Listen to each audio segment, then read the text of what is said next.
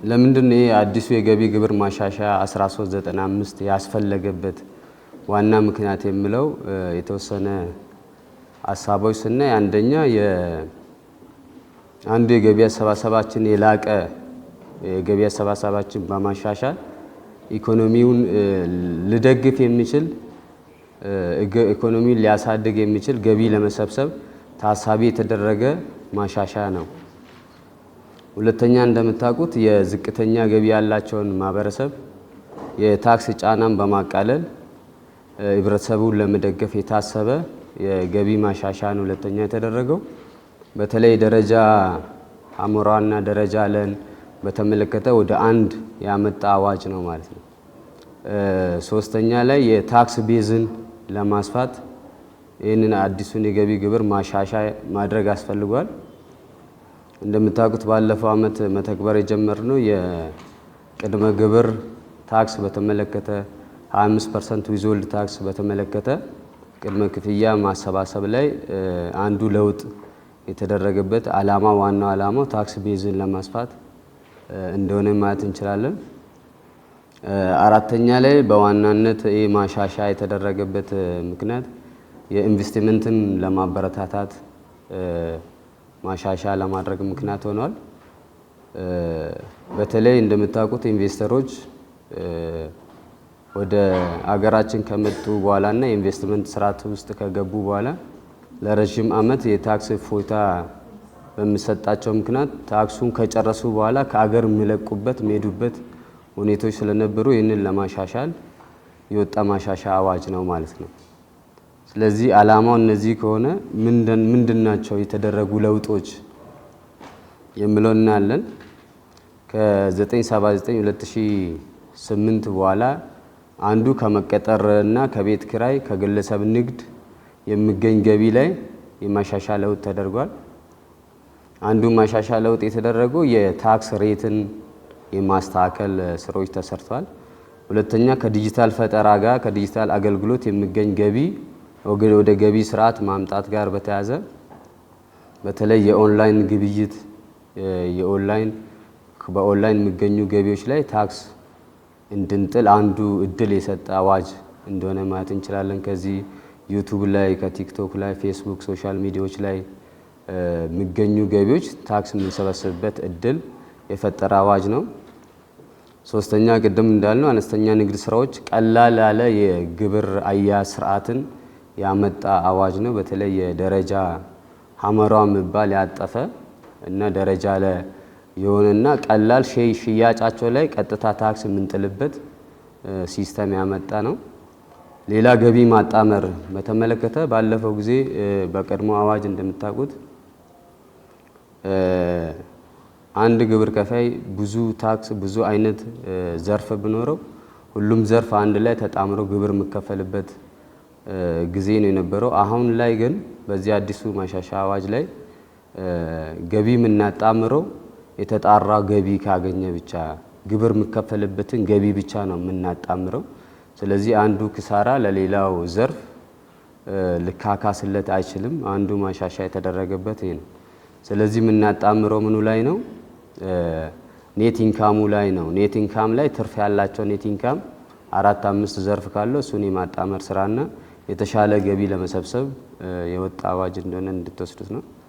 ሌላ አማራጭ አነስተኛ ክፍያን ኢንትሮዲዩስ ያደረገ አንድ ግብር ከፋይ ሚኒመም ታክስ 2.5% ገቢ መሰብሰብ እድል የሰጠና የገቢ አሰባሰባችን ያሳደገ አዋጅ እንደሆነ። ሌላ በጥሬ ገንዘብ የምንገበያየው ግብይቶችን የገደበ ከዚህም በፊት እንደምታስታውሱት የ100 ሺህ ብር ግብይት በባንክ ማከናወን አለበት ተብሎ በሕግ የተረጋገጠ እንኳን ባይሆን እንደ ገቢዎች ኤክሰርሳይዝ እናደርግ የነበረው አሁን በሕግ የተረጋገጠና እስከ 50 ሺህ ብር ግብይት ማከናወን እንዳለብን በሕግ ደረጃ የወጣ ሁኔታ እንዳለ። ሌላ ማሻሻያ የተደረገው ግብር ቀድሞ መክፈል በተመለከተ ዊዝሆልድ ታክስ ድሮም የነበረ 3% ከገቢዎች ጉምሩክ ላይ ሰው እቃ ሲያስገባ ከውጪ 3%፣ አገር ውስጥ ደግሞ 2% ዊዝሆልድ ታክስ ሰበሰብ የነበረውን አሁን ከባለፈው አመት ከከፈለው 25% ቅድመ ክፍያ የሚከፍልበት ሁኔታዎች ተፈጥሯል። ይሄ እንግዲህ ሁለት አድቫንቴጆች ይዞ መጥቷል። አንዱ ለግብር ከፋዩ መጨረሻ አመት ላይ የሚከፍለው ግብር የታክስ ጫና የቀነሰለት ሁኔታ እንዳለ ማየት እንችላለን። ሁለተኛ መንግስት የበጀት ዴፊሲትን የሚያሟላበት ቀድሞ ታክስ በመሰብሰብ የተለያዩ መሰረተ ልማቶችን የሚያከናውኑበት እድል ፈጥሯል። ድሮ እንደምናውቀው በመንግስት ከባንክ ብድሮች ይበደራሉ። በዛ ብድር አማካኝነት የመሰረተ ልማቶችን የሚያስፋፋበት የነበረውን ሁኔታ ቀይሮ ከግብር ከፋዮቻችን ታክስ ሰብስበን መሰረተ ልማቶቹን የምናፋጥንበት አዋጅ እድል የፈጠረ ነው። አሁን በዚህ ጊዜ መንግስት ማክሲመም ከባንኮች የሚበደሩት እንደምታውቁት እስከ 15% ያልበለጠ ገንዘብ ብቻ ነው መንግስት ከባንኮች የሚበደረው። ይህንን ክፍተት የሞላ አንዱ የግብር ቀድሞ የመክፈል ስርዓት ውስጥ መግባታችን እንደሆነ ይህ አዋጅ ያሳየናል። ሌላ የደረጃ ለግብር ከፋዮች የግብር ምጣኔ ማስተካከያ አድርጓል። ባለፈው ጊዜ በሰንጠረዥ ገቢው መነሻ ተደርጎ 25%፣ 35%፣ 10% የምንላቸው አሁን ሽያጫቸው ላይ ከ2% እስከ 9% ብቻ ታክስ መጣል ቀለል ያለ ሂሳብ እንደሆነ ማየት እንችላለን። ሌላ ኢንቨስትመንት ማበረታቻ ላይ ቅድም ያነሳ ነው አንድ ኢንቨስተር የግብር እፎይታ ነፃ ስለሆነ ብቻ ነፃ የምናደርግበት ሳይሆን የሪዱሲንግ ታክስ ሬት አፕላይ እየተደረገ የመጣበት ሲስተሞች እንዳሉ በዝርዝር እናያቸዋለን ማለት ነው።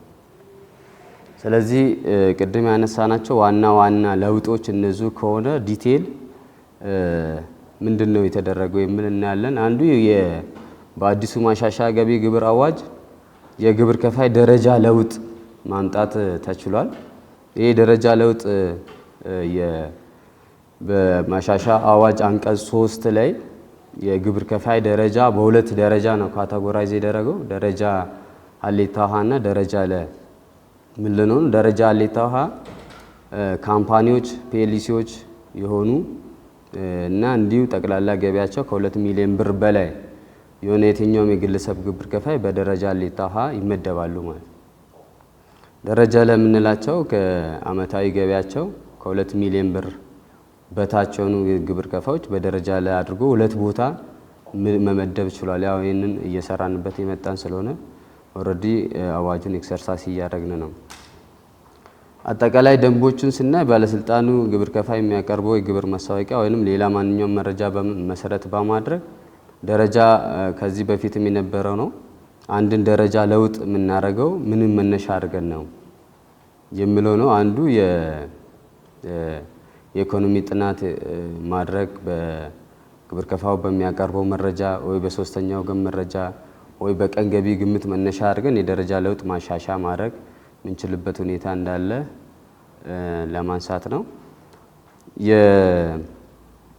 ሌላ ለውጥ ያመጣ ነው ሂሳብ መዝገብ የመያዝ ግዴታ ያለባቸው ግብር ከፋዮች የአዋጅ ቁጥር 979/2008 እንዳለ ሆኖ በማሻሻያው አንቀጽ 6 ላይ አዲስ የተተኩ ዘርፎች አሉ። እነኚህ ዘርፎች የደረጃ ሀ ግብር ከፋዮች ምንላቸው ቅድም ድርጅቶች ብለናል። ሁለተኛ አመታዊ ገቢያቸው ከ2 ሚሊዮን ብር በላይ የሆኑ ብለናል። እነዚህ ዱሮም በቀድሞ አዋጅም የነበሩ ድርጅቶችና ገቢያቸው 2 ሚሊዮን በቀድሞ በ1 ሚሊዮን ብር በላይ የነበሩ አሁን ገቢ ተለጥጠው ወደ 2 ሚሊዮን የሆኑት ሂሳብ መዝገብ የመያዝ ግዴታ የተጣለባቸው ሲሆን የተወሰኑ ዘርፎች በዘርፋቸው ብቻ የደረጃ ሀሌታ ውሃ ላይ የተመደቡና ሂሳብ መዝገብ የመያዝ ግዴታ የተጣለባቸው አንዱ የሂሳብ አያያዝ ሙያተኞች፣ አርክቴክቸሮች፣ አማካሪዎች፣ የግንባታ ስራ ተቋራጮች፣ የፋይናንስና የኢኮኖሚ ኢንቨስትመንት ባለሙያዎች፣ የጤናና የህግ ባለሙያ፣ የማህበራዊ ጉዳይ ላይ የተሰማሩ ባለሙያዎች እንዲሁ ለተጨማሪ እሴት ታክስ የተመዘገበ ማንኛውም ሰው ሂሳብ መዝገብ ለመያዝ ይገደዳል ማለት ነው።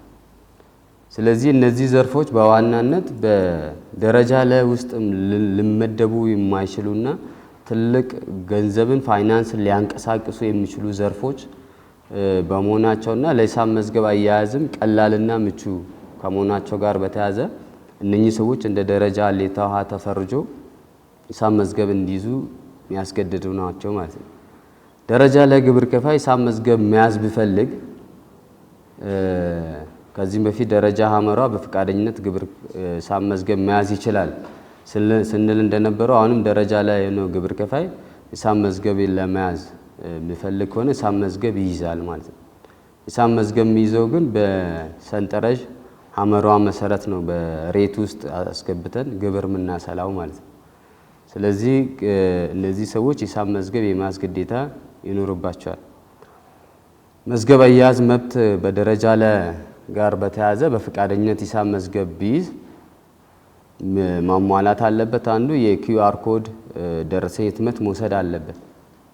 የደረጃ ላዮች አሁን የደረሰኝ ህትመት አብዛኞቻቸው ማይጠቀሙ ስለሆኑ በፍላጎት ሂሳብ መዝገብ መያዝ የፈለገ ግብር ከፋይ ትክክለኛ የኪውአር ኮድ ደረሰኝ ህትመት መውሰድ ያለበት ሁኔታ እንዳለ ማስገንዘብ ይፈልጋል። ሁለተኛ የቅድም ያልነው የስኬጁል ሲ ሰንጠረዥ መሰረት ነው ታክሱ የሚከፍለው እንጂ ሽያጩ ላይ ቀጥታ ከ2% እስከ 9% በተቀመጠው ሰንጠረዥ የማይከፈልበት ሁኔታ እንዳለ ያነሳል። ሌላ ትልቅ ለውጥ ያየ ነው ከዚህ የግብር ማሻሻያ አዋጁ ላይ የዲጂታል ይዘት ፈጠራ የሚገኝ ገቢን በተመለከተ ዲጂታል ኮንቴንት ክሬሽን ላይ የተሳተፉ ሰዎች ምንድነው ከትርጓሜው ስንነሳ ዲጂታል ይዘት ፈጠራ ማለት ወይ ዲጂታል ኮንቴንት ክሬሽን በተመለከተ አንድ ግለሰብ በኢንተርኔት ሊሆን ይችላል፣ በኤኒ ዲጂታል መሳሪያዎች ሊሆን ይችላል ልሰማ የሚችል ነገር ወይንም ልነበብ የሚችል ነገር ወይ ልታይ የሚችል ነገር በኦንላይን ወይ በኢንተርኔት ወይ በየትኛውም ዲጂታል መረጃዎች ማሰራጨት የሚችል ካለ ይሄ ሰውዬ ከኦንላይን ገቢ እያገኘ ነው ብለን እንወስዳለን። ልታይ ልሰማ ወይንም ልነበብ የሚችል የትኛውም ነገሮች የሚያጋራ ከሆነ እነዚህ የዲጂታል ከዲጂታል ገቢ አግኝተዋል ተብሎ ይታሰባል። ስለዚህ ከነዛ ውስጥ የተወሰኑ ስናይ አንዱ ቪዲዮ ማጋራት አገልግሎት ቪዲዮ ሼሪንግ ሰርቪስ ላይ የተሰማራ በኢንተርኔት አማካኝነት ዩቲዩብ ላይ የተጫኑ ነገሮችን በማየት እሱን ሼር በማድረግ የሚገኘው ገቢ ላይ ግብር ይከፈልበታል ማለት ነው። ይሄ ከማህበራዊ ሚዲያ መድረኮች ላይ እንደምታውቁት የሶሻል ሚዲያ በተለይ ከፌስቡክ ጋር በተያዘ ከቲክቶክ ጋር በተያዘ ቴሌግራም የመሳሰሉት ላይ ቪዲዮዎችን ሼር በማድረግ ወይ ኮንቴንትን ክሬት በማድረግ በምናገኘው ገቢ ላይ አሁንም ታክስ ይጣላል ማለት ነው። ሌላ የቀጥታ ስርጭት ላይቭ ስትሪሚንግ የምታውቁት በተለያየ ቲክቶኮች ላይ የምታዩት ከሆነ የተለያየ ጊዜ ላይቭ ስትሪሚንግ ይከፈትና እዛ ላይ ውይይት የሚደረግበት የተለያየ ገንዘቦች የሚሰበሰብበት እድሎች አሉ። ከሱ ላይ በሚሰበሰበው ገንዘብ ታክስ እንጥልባቸዋለን ማለት ነው። ሌላ የማስታወቂያ ስፖንሰሮች የተለያዩ ከማስታወቂያ ስራ የምናገኝም ከሆነ በዚሁ ልክ ታክስ የሚሰበሰብበት ሁኔታ እንዳለ ነው የሚያነሳው። ይሄ ማለት ምንድነው? ውይይት እያደረጉ ላይቭ ስትሪሚንግም ሊሆን ይችላል፣ ቪዲዮ ሼር በማድረግ ሊሆን ይችላል። በዚህ መሀል ላይ የተለያየ የግብር ከፋዮችም ይሁን ሌሎችን ነገር ማስታወቂያ ሰርተው በሚያገኘው ማስታወቂያ ላይም ግብር እንጥላለን። ሁለተኛ እሱ ከሚያገኘው ሼሪንግ ብዛት ላይ ወይ ደግሞ ከድርጅቱ ከሚከፍለው ፕላትፎርሙ ከሚከፍለው ገንዘብ የሚያገኘውንም ገንዘብ ጭምር ታክስ እያስከፈልን እንሄዳለን ማለት ነው። ሌላ የብራንዲንግን የማስታወቅ ስራ ከማስታወቂያ ስራዎች ጋር የተያዘ ነው። አሁንም አንዳንድ ጊዜ ሚዲያ ላይ ሶሻል ሚዲያ ላይ አይታችሁ ከሆነ ምንም አይነት በቃል ሳይወጣ በምስል ብቻ የሚመጡ የብራንድ የማስታወቅ ስራዎች አሉ።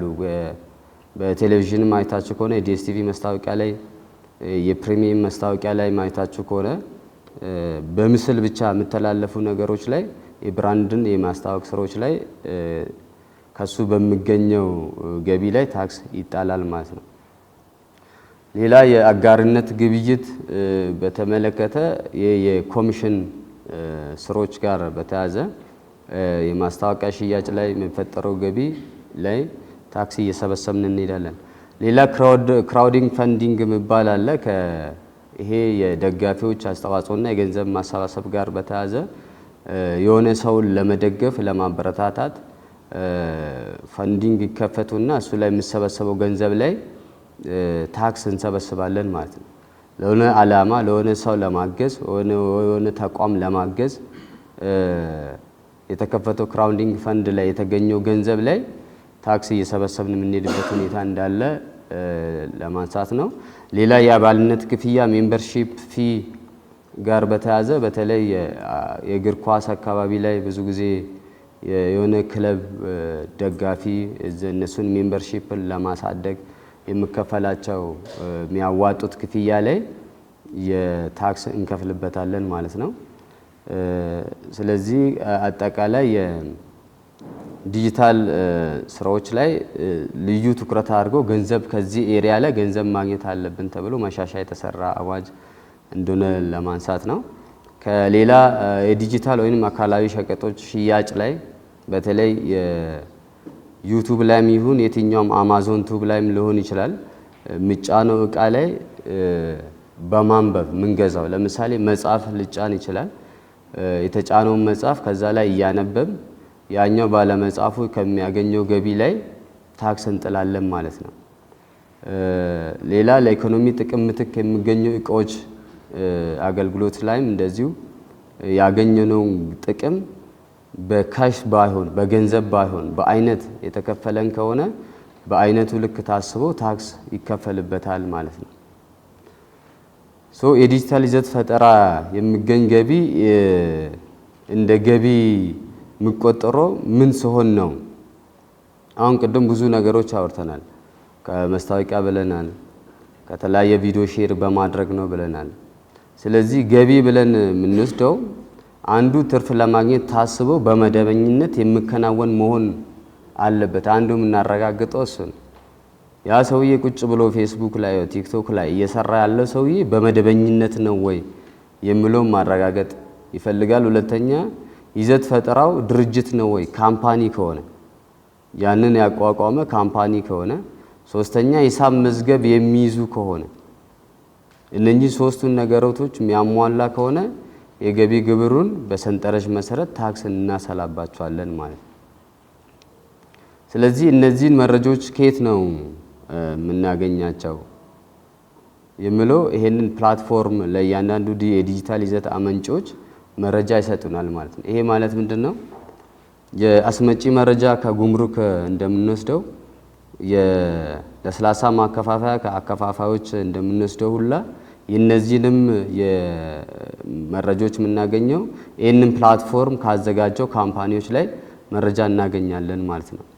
ስለዚህ ቀጣይ ላይ ከነዚህ አካባቢ የሚሰበሰበው ገቢ የተሻለ ገቢዎች እንዳለ በዚህ አዋጅ ለማሳየት ሞክሯል ማለት ነው። ሌላ የዲጂታል ይዘት ፈጠራና የመድረኮች ግዴታ ነው። ለዲጂታል ይዘት አመንጮች እነኚህ ኮንቴንት ክሬተሮች ክፍያ የሚያመቻቹ የዲጂታል መድረኮች ፕላትፎርም ለእያንዳንዱ የይዘት አመንጪ የተከፈሉን የገንዘብ መጠን የሚያሳይ ሪፖርት ይልካሉ ማለት ነው። ከዲጂታል ይዘት ፈጠራ የሚገኝ ገቢ ሂሳብ መዝገብ ካልያዙስ ቅድም 3 ነገሮች ማሟላት አለበት ብለናል። ከነዚህ ሰዎች ታክስ ለመሰብሰብ አንደኛ በመደበኝነት መስራት አለበት፣ ሁለተኛ የድርጅት መሆን አለበት ብለናል፣ ሶስተኛ ሂሳብ መዝገብ መያዝ አለበት ብለናል። እነኚህ ሰዎች ሂሳብ መዝገብ የማይዙ ከሆነ ግን ገቢ እያገኙ ከሆነ እንደ ሰንጠረዥ ወስደን 15% ታክስ እንሰበስባለን ማለት ነው።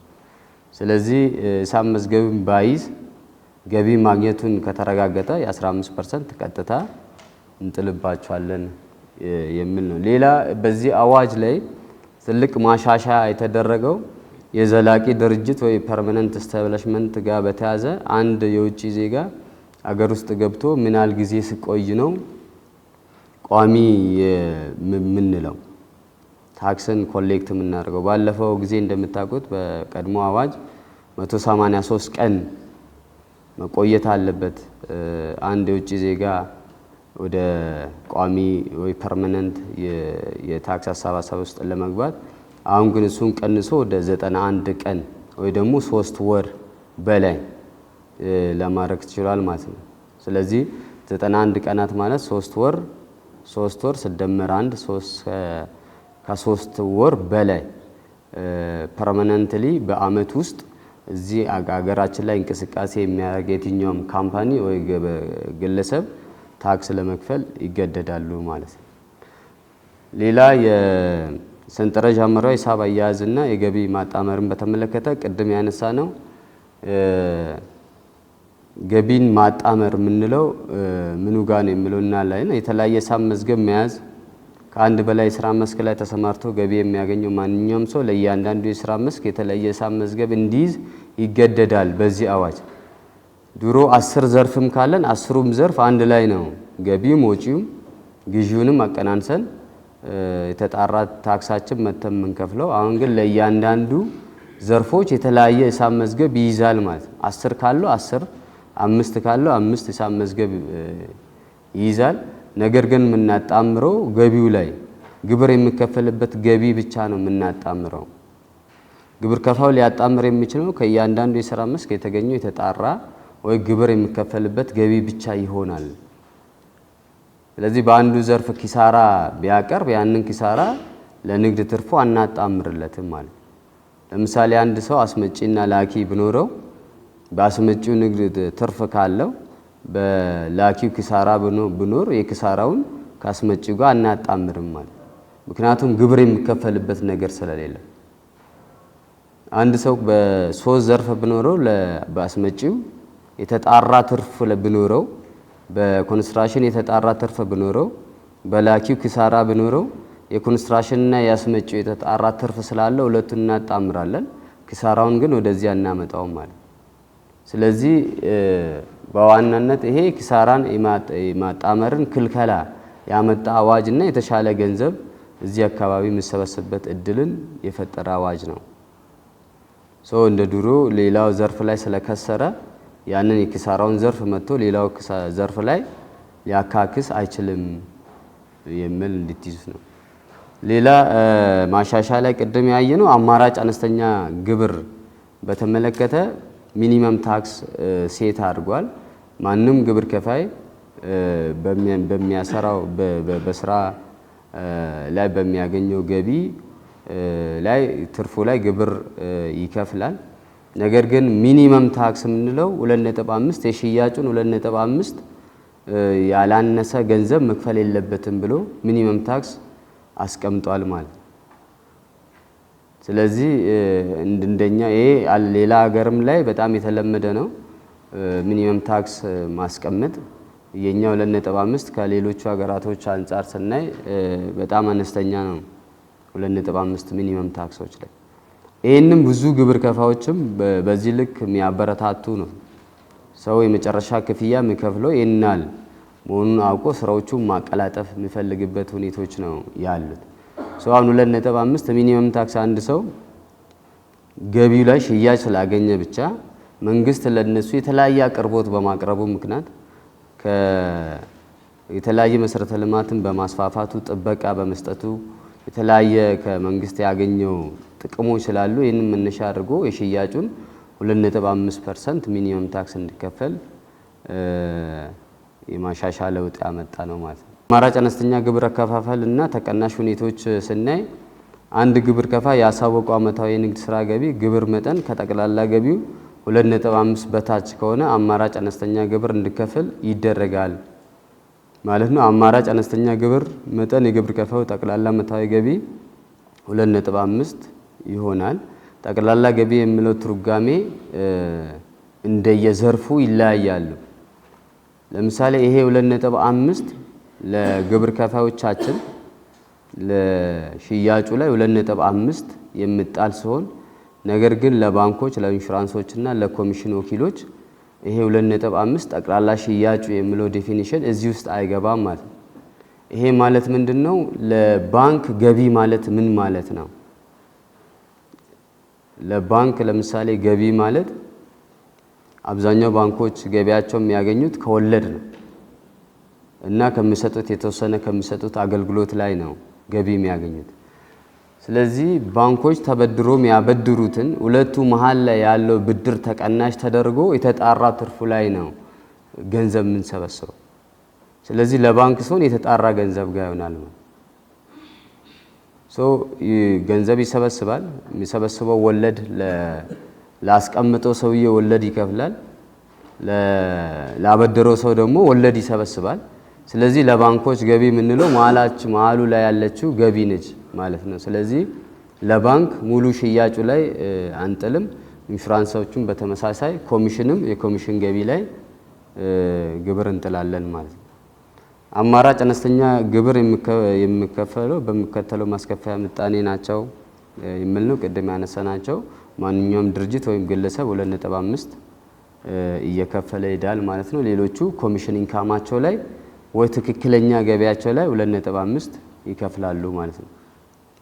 አማራጭ አነስተኛ ግብር በተመለከተ ማይመለከታቸው ዘርፎች እንዳሉ እዚህ አዋጅ ላይ በግልጽ አስቀምጧል።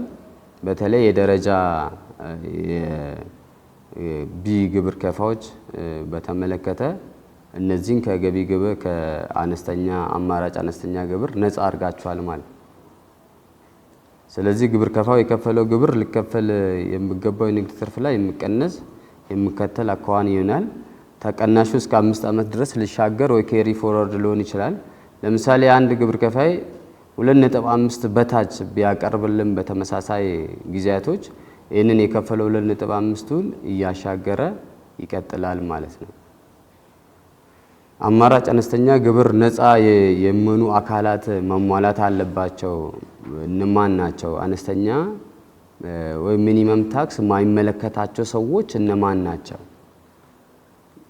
የሚለው ላይ ሁለት ድርጅቶችን ያስቀምጣል። ከአነስተኛ አማራጭ ነፃ የሆኑ ብሎ አንደኛ በኪሳራ ምክንያት የመፍረስ ላይ ያለ ድርጅት ከሆነ ኪሳራ ገጥሞት ድርጅቱ እየከሰረ ከሆነ ከአማራጭ አነስተኛ ታክስ ነፃ ያደርገዋል። ሁለተኛ የዕዳ ማሸጋሸግ ካለ ወይ ዴት ሪስትራክቸሪንግ እየተሰራ ከሆነ በባንኮች እየተሰራላቸው ከሆነ ከአነስተኛ ታክስ ነፃ ይሆናሉ ማለት። ነገር ግን እነኚህ አማራጮች ነፃ መሆኑት በፍርድ ቤት ተረጋግጦ ስመጣ ብቻ ነው። በኪሳራ ምክንያት እየፈረሰ መሆኑን ለፍርድ ቤት አቅርቦ ፍርድ ቤቶቹ አዎ ይሄ ድርጅት በኪሳራ ምክንያት እየፈረሰ ነው ብሎ ሲያረጋግጡ ከአነስተኛ ታክስ ነፃ እናረጋቸዋለን። የዕዳ ማሸጋሸግም የሚሰራው ባንክም ቢሆን ባንኮቹ በዛ ልክ ይሄ ድርጅት ችግር ውስጥ ገብቷል፣ የወሰደውን ዕዳ እየከፈለ አይደለም፣ ስለዚህ ዕዳ ማሸጋሸጋ ሊደረግለት ይገባል ተብሎ ዕዳ ማሸጋሸጋ እያደረጉ ከሆነ ይህንንም በፍርድ ቤት አስወስኖ የሚመጡ ከሆነ አነስተኛ ግብር ነፃ እናረጋቸዋለን ማለት። ስለዚህ አነስተኛ ግብር ሁሉንም ግብር ከፋዎች ይመለከታቸዋል ኤክሰፕት እነዚህ ሁለቱ ጉዳዮች ካልሆኑ በስተቀር የሚለውን ያነሳል ማለት ነው። ሌላ የአማራጭ አነስተኛ ግብር አፈጻጸም በተመለከተ ስናይ ምርት ተረክቦ የሚያከፋፈል ግብር ከፋዎች ፋብሪካ ወይንም አስመጪ የምርቱን የመሸጫ ዋጋ አስቀድሞ በመወሰንበትና ከፋፋዮቹ የትርፍ ዕዳጋቸውን ፕሮፊት መርጅን ከፍ ወይም ዝቅ ማድረግ የማይችሉበት ጊዜ የምንወስነው በፕሮፊት መርጅናቸው ላይ ነው ማለት ነው። አነስተኛ አማራጭ ያለውን ታክስ ምንጥለው ኦንሊ ፕሮፊት መርጅናቸው ላይ ነው። ይሄ ማለት ምንድነው? አግሪመንት ካለው አስመጪው እና አከፋፋዩ መካከል ላይ አምራቹና አከፋፋዩ መካከል ላይ በውል የታሰረ ከሆነ ፕሮፊት መርጅን የገደበ ከሆነ የሱ ገቢ በዛ ፕሮፊት መርጅን ላይ የተገኘችው ገቢ ነች። እሷ ላይ 2.5ን እንሰበስባለን ማለት ነው። ኮሚሽን ኤጀንቶችም በተመሳሳይ መንገድ የሚያገኙት ኮሚሽን ላይ 2.5% እየጣልን እንሄዳለን ማለት ነው። ሌላ የንግድ ወኪሎች ኮሚሽን ኤጀንቶች እንደምታውቁት የንግድ ወኪሎች ማለት አንድን ግብር ከፋይ ወይ አንድን ድርጅት ወክሎ ሽያጭ የሚያከናውኑ ናቸው። እነኚህ ሽያጭ የሚያከናውኑት በግብር ከፋዩ በድርጅቱ ደረሰኝ የሚቆረጥ ነው። እነሱ የወኪል ስራ መፈራረምን፣ ሽያጭን ሁኔታ፣ የማርኬቲንግን ስራ ከመስራት ጋር የተያዘ የሚሰሩ በመሆናቸው ምክንያት የንግድ ወኪሎቹም ምጣለው ገንዘብ ኮሚሽናቸው ላይ ብቻ ነው ማለት ነው። በዋናው ግብይት የንግድ ወኪሎች ጋር ዋናው ግብይቱ የሚከናወነው በዋናው ግብር ከፋዩ ነው የሚከናወነው። እነኚህ ንግድ ወኪሎች ይህን ድርጅት ወይ ግብር ከፋዩን ወክሎ ሽያጮችን የማከናወን ስራ ነው የሚሰሩት። ስለዚህ እነሱ በሚያገኙት ኮሚሽን ላይ ብቻ 2.5% እንጥላለን ማለት ነው። ሌላ ጅምላ ሻጮችና አከፋፋዮች ቅድም እንዳልነው ጅምላ ሻጮች ወይም አከፋፋዮች በስማቸው የጅምላ ንግድ ስራ ፍቃድ ያላቸው መሆኑን ማረጋገጥ ያስፈልጋል። ከአምራች ወይም ከአስመጪ እቃዎችን ገዝቶ ለሌሎች ጅምላ ሻጮች ወይም ቸርቻሮች የሚሸጡ በስማቸው ደረሰኝ የሚቆረጥና ክፍያ የሚቀበሉ ናቸው። በመሪ ደረጃ አሁን ጅምላ ሻጮችና አከፋፋዮች እንደምታውቁት እቃ ይወስዳሉ፣ ከአምራች ወይ ከአስመጪ እቃ ይወስዳሉ። ስራቸው የማከፋፈል ስራ በጅምላ የመሸጥ ስራ ነው የሚሰሩት። ስለዚህ ይሄ ሰውዬ ለምንድነው ሚኒመም ታክስ ሙሉ ሽያጩ ላይ ማይከፍለው? ሙሉ ግዢው ካስመጪው ሙሉ ገዝቷል፣ ከአምራቹ እቃው ገዝቷል። የገዛውን እቃ ግን እየሸጠ ነው ያለው። ይሄ ሰውዬ ለምንድነው ሽያጩ ላይ ማናስከፍለው የምትለው እቺ ልዩ ሁኔታ ስላለች ነው። አንዱ ሁለት አይነት ሴናሪዮ ነው ያለው እዚህ ጋር። አንደኛው ፕሮፊት ማርጂን ሜክ አድርጎ እኛ በዚህ ፐርሰንት ብቻ ነው ይሄንን እቃ መሸጥ የሚቻለው ብሎ ሴት ካረገ በዛኛው ኮሚሽን ላይ ብቻ ታክስ እናስከፍላለን ማለት ነው፣ ሚኒመም ታክሱ የሚከፍለው። ነገር ግን ማርጂኑን ሴት ካላረጉ ቀጥታ ወስዶ ቀጥታ የሚሸጥ ጅምላ ሻጭ ወይ አከፋፋይ ከሆነ 2.5%ን የምንጥለው ዋናው ሽያጩ ላይ ነው ማለት ነው። ስለዚህ የሁለቱ ሲናሪዮች ይለያያሉ። አንዱ ፕሮፊት ማርጂን ሜክ ያደረገ ግብር ከፋይ ማላቸው ላይ በውል የታሰረ ከሆነ ኮሚሽኑ ላይ ብቻ ያገኘው ትርፉ ላይ ብቻ እንደ ሽያጭ ተይዞ 2.5% ይከፍላል። ያኛው ሁለተኛው ሲናሪዮ ትርፍን ሴት ስላላረጉ በየትኛውም በፈለገ ትርፍ ለጥጦ መሸጥ ስለሚችል ስለዚህ ዋና ሽያጩ ላይ ታክስ እንጥላለን ማለት ነው። 2.5ቱ ምንጥለው ሽያጩ ላይ ነው ማለት ስላልተገደበ ማለት ነው። ይሄ ግን ከ2% ካለ ከ2% በላይ መሸጥ ስለማይችል ኮሚሽኑ ላይ ብቻ ታክስ እንጥላለን ማለት ነው። ስለዚህ የዋጋ ውሳኔ ገደብ ቅድም እንዳልነው በንግድ ውድድርና ሸማቾች ጥበቃ አዋጅ ቁጥር 813/2006 ላይ የዋጋ ውሳኔ ገደብ የሚቀመጠው በአምራች በአስመጪና በአከፋፋይ ወይ በጅምላ ሻጭ መካከል የሚደረገው ብቻ ነው። ይሄ ነገር በደንብ አንደርስታንድ እንድናደርግ የዋጋ ውሳኔ ገደብ የሚቀመጠው አስመጪ አምራችና አስመጪ ከአምራች አስመጪ ወይ አምራች ከአከፋፋይ ጋር ወይ ከጅምላ ነጋዴ ጋር ብቻ ነው ሴት የምናደርገው።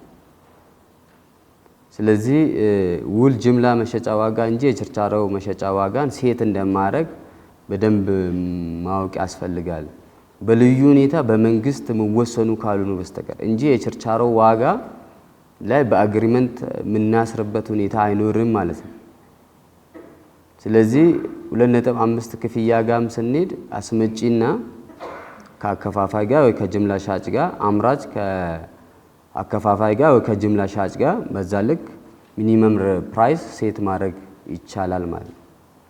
ከዛ ውጪ የሸማቾችና ጥበቃ አዋጅ ቁጥር 813 ላይ የችርቻሮ ዋጋን ሴት አያደርጉም ማለት ነው።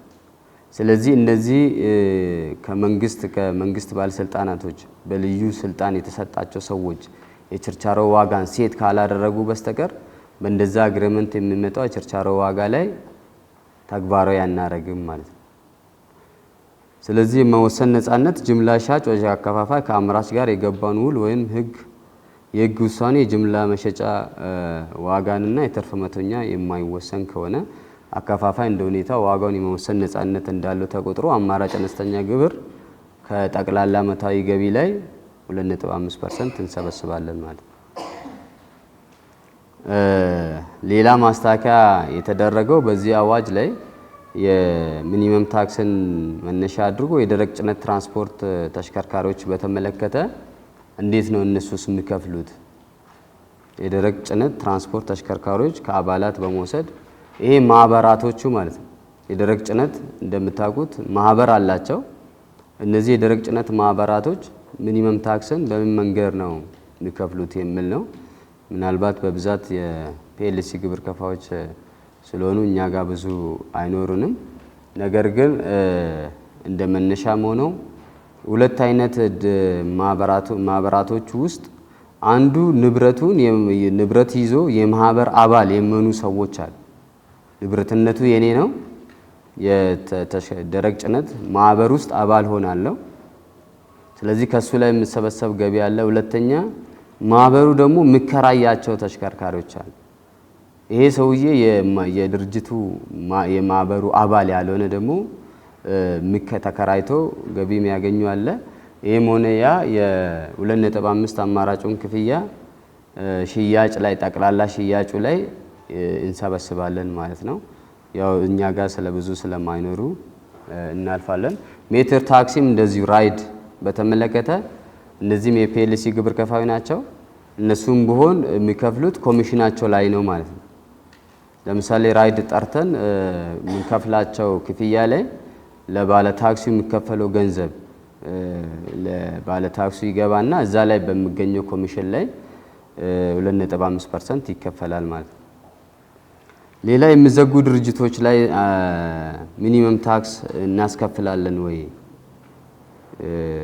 የሚለው እናያለን። ሚኒመም ታክስ ላይ የመክፈል ግዴታ አለባቸው። የሚዘጉ ድርጅቶች ሚኒመም ታክስ ይከፍላሉ። ምክንያቱም ይሄኛው በዋናነት ሚኒመም ታክስ ክፍያው ድርጅቱ የሚዘጋበት ጊዜ ሳይሆን የማሳወቂያ ጊዜ ላይ ነው ሚኒመም ታክስ የምንሰበስበው። እንደምታውቁት ግብር ማሳወቂያ ፕሪድ ላይ በሚሰበስብበት ስለሆነ አንድ ድርጅት ለምሳሌ መጋቢት ወር ሚያዝያ ላይ ማመልከቻ ቢያስገባ ለመዝጋት ይሄ ድርጅት መዝጋው ሳይጠናቀቅለት ሐምሌ ቢገባ ሐምሌ ላይ ሚኒመም ታክስ እናስከፍለዋለን ማለት። ስለዚህ መዝጋ ሂደት ላይ ያለው ድርጅቶችም አማራጭ ክፍያ ስርዓት ይከፍላሉ ማሳወቂያ ፕሪድ ላይ ከደረሱ። ካልደረሱ ግን በዛ መሰረት መዝጋው ቀድሞ የሚዘጋለት ከሆነ ነፃ ይሆናሉ ማለት ነው። ሌላ ለአማራጭ አነስተኛ ግብር መነሻ በማይኖርበት ጊዜ እንዴት እንወስናለን? አማራጭ አነስተኛ ግብር ካሌለን ምን ላይ ሆነን ነው 2.5% የምናሰላው የሚለው ነው። ስለዚህ አንዱ መረጃ ላይ ተንተርሰን የሶስተኛ ወገን መረጃ ሊሆን ይችላል ወይም የትኛውም የግብር ከፋይ የሚያሳይ ገንዘብ ሊያንቀሳቅስ ይችላል ተብሎ የሚታሰብ የትኛውም መረጃ ላይ ወስደን መወሰን እንችላለን ወይም በግምት መወሰን እንችላለን። ስለዚህ መነሻዎቹ ካጣን እነኚህ መነሻ አድርገን በግምት ወይ በሶስተኛ ወገን መረጃ መወሰን የምንችልበት ሁኔታ እንዳለ ያነሳል። እነኚህን አማራጮች ተጠቅመን 2.5ቱን ምንጥልበት ሁኔታ እንዳለ ለማንሳት ነው። የቤት ኪራይ ገቢ ግብር ላይ አማራጭ አነስተኛ ግብርና ቅድመ ታክስ ክፍያ ተፈጻሚነትን በተመለከተ ቅድም አንስተናል። አማራጭ አነስተኛ ግብር በተመለከተ የኪራይ ገቢ ግብር ላይ የአነስተኛ አማራጭ ግብር ተፈጻሚ አይሆንም። ስለዚህ እነሱ ዞሮ ዞሮ በአግሪመንት ስለሆነ የሚወስዱት ገቢ በተጨባጭ የሚታወቅና አግሪመንታቸውን ውላቸውን ቤዝድ ያደረገ ገቢ ስለሚያቀርቡ የአነስተኛ ክፍያ ተግባራዊ አናደርግም ማለት ነው። ሌላ የቅድመ ታክስ ክፍያን በተመለከተ በአዋጅ አንቀጽ 89/2004 መሰረት የደረጃ ሀ እና ለ ግብር ከፋዮች ቀደም ባለው የግብር ዓመት የከፈሉትን ግብር 5% ቅድመ ታክስ ክፍያ እንሰበስባለን። ይሄ ማለት ዊዞል ታክስ ማለት ነው። ስለዚህ ወደፊት ቀድመን በየኳርተርሊ 5% አሁን ባለፈው ጊዜያቶች ላይ መሰብሰብ የጀመርነው አሰባሰብ ማለት ነው። ቅድመ ክፍያ ወደፊት ሄደን የምንሰበስብበት ሁኔታ እንዳለ ያስቀምጣል። የደረጃ ምደባ ቅድም እንዳልነው አዲሱ በተሻሻለ አዋጅ ሁለት አንቀጽ 3 ላይ በሁለት ደረጃ መድቧል ማለት ነው። ሌላ በዚህ በተሻሻለ 1395 ላይ ትልቁ ለውጥ ያመጣው መሻሻያ የተደረገው የተርኖቨር ታክስ አዋጅን ሙሉ በሙሉ የተሻረ አዋጅ አንዱ የኛው አዋጅ ነው። ስለዚህ ከአሁን በኋላ ያለን የገቢ አሰባሰብ ደረጃ ላይና አሌታ 20 ግብር ከፋይ ብቻ ነው የሚኖረን ማለት ነው። ስለዚህ ከአሁን በኋላ የምንሰበሰበው የተርኖቨር ታክስ አሰባሰብ ሁኔታ ሙሉ በሙሉ ያስቀረበት እንዳለ ለማንሳት ነው። የሽግግር ሁኔታዎች ከቲኦቲ ወደ ቫት በመንገድ ነው የሚሸጋገሩት የሚለውን ባለፈው ጊዜ እያየን ስለመጣን በዚህ ልክ እናያለን።